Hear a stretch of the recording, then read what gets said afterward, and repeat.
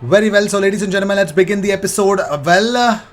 Arsenal are clearing their wage bills to the extent that they're really paying off a lot of Arsenal ex Arsenal players who are current players who've joined other clubs. So, to be fair, they're paying off their players and they're going to.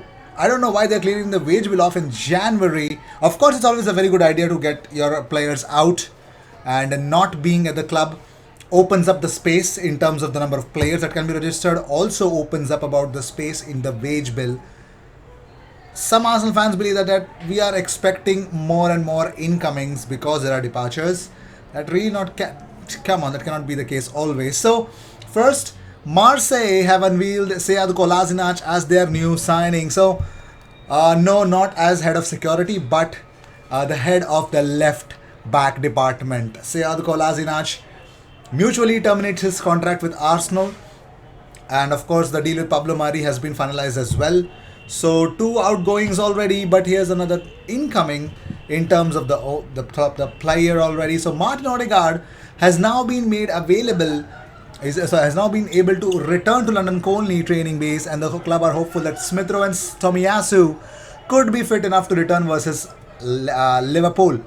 Saka, Tierney, and Callum Chambers are also hopeful of being past fit. That is a report from Charles Watts. Speaking about Deadwood or probably people leaving Arsenal, Fenerbahce have asked Arsenal to set a date for a meeting to discuss negotiations for the transfer of Mohamed El Neni this month, according to Sport 360 Egypt.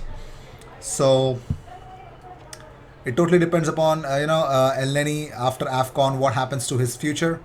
I'm pretty much sure that Egypt, if they don't go through to the next round of the competition, then you got to understand point of time, El Neni has to come back to Arsenal, and you know we go on with it. So the El Neni saga might go on till the deadline day. You never know.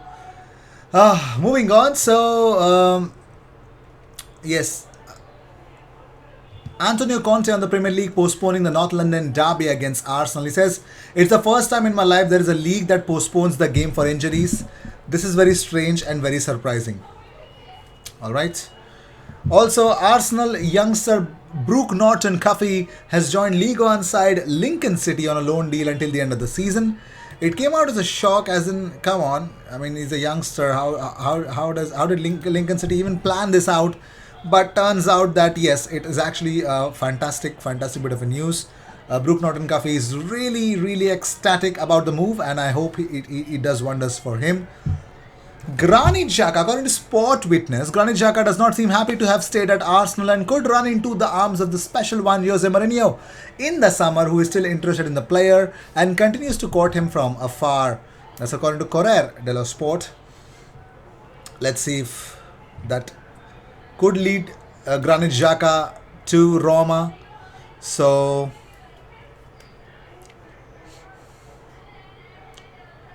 lovely. 18-month contract for Sead Kolasinac. So, of course, fantastic memories with Sead Kolasinac. Under Unai Emery, he was a beast. Beast, I reckon, yes. Our Europa League campaign and Sead Kolasinac, the first Europa League campaign under Unai Emery, was unbelievable. I mean, the Rennes game, the comeback, fantastic. And James Benge says Kolasinac, the fifth player in a year to agree a mutual termination with Arsenal, who are effectively paying these players to go away. To an extent, that's just the reality of being one of the richest clubs in the sport. Still, an action Arsenal have to take more than others. Also, we're gonna talk about a lot of other things. So let's also talk about Arsenal are optimistic that their Carabao Cup semi-final second leg against Liverpool will go ahead as planned on Thursday night. The PA news agency understands there have been no additional cases of the virus in the past 2 days, and a couple of players are now likely to be fit following short-term injury problems. So both the clubs will definitely go ahead with the schedule, and things look good. That's all I have to tell you right now. Yeah. And even Fabrizio Romano tweeted out that Sead Kolasinac, that just happened before, of course, Kolasinac have been confirmed. But Arsenal are said to be without Cedric Soares for their Carabao Cup semi-final second leg against Liverpool. So no Cedric, no Kolasinac, there is Nuno Tavares, there's Tierney, and then there's Takehiro Tomiyasu. I'm expecting Tomiyasu to start that Liverpool game. You can tell anything you want. You can say, Aji, you're crazy, but whatever it is, I believe Tomiyasu is starting that game. I have no other excuse. There's no excuse to not start Tomiyasu now. Moving on, according to Enzo Buccione, he says that Dusan Vlahovic does not want to join Arsenal because he wants to go to a club where he will win things. Oh, yes. Juventus don't look like they might win anything this season or the next season. I mean, they lost the Super Copa, didn't they? Cool. Yeah, fantastic comment though. Arsenal are willing to pay Vlahovic 8 million euros plus bonuses over 5 years and also willing to pay his agent a 10 million euros commission fee. But after weeks of silence, Arsenal's offer has now been met with a quite decisive no thanks. That's a real weird stuff that is coming up. Also, according to Sport La Nazione, within 48 hours, Arsenal are ready to formalize the proposal to sign Vlahovic. The news could come in the form of an email. Arsenal are willing to offer a 5-year deal worth 19 million euros per season, along with maxi commission to his agent. Arsenal are aware Vlahovic has other suitors and they could knock on Rocco Comiso's door to present an offer any moment. So contradictory reports, yes. So keep your eyes open. I'm definitely sure if Arsenal are actually making too much of space in that wage bill, they better be thinking of bringing someone in. So next 48 hours crucial for Dusan Vlahovic signing to Arsenal. Let's hope we have some best of the best news for you guys. Also, Jed Spence, Tottenham, Arsenal, Leeds are among the clubs in England and abroad.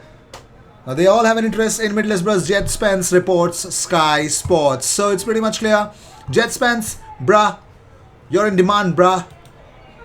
You're in greater demand, bruh.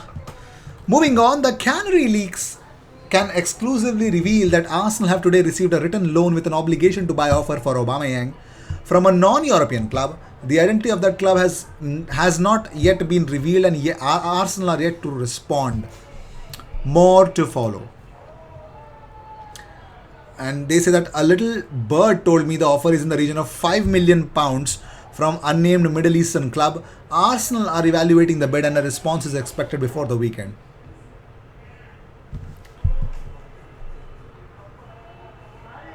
I don't get this. Out of nowhere, suddenly someone. Okay, I remember there was one Middle Eastern club earlier as well, but I did not pay attention to it because that did not look very concrete. So Aubameyang might leave. I swear to God, what is Edu Gaspar pulling out? Like, what is he trying to do? Unbelievable. If he could get Aubameyang off, if he could get a striker in, if he could get a bloody midfielder in, I swear we are really cooking, isn't it? Oh my God, that would be crazy, isn't it? What do you think? What if Kolasinac is off, Murray is off, Holding, let's see, let's keep Holding for now. Cedric, if we get a good offer, he's off. Aubameyang is off, and you'll be like, wow, what the hell, man? Elneny is off, and suddenly Arsenal signed 2 to 3 good players, and wow, okay, the season is on, back on, baby.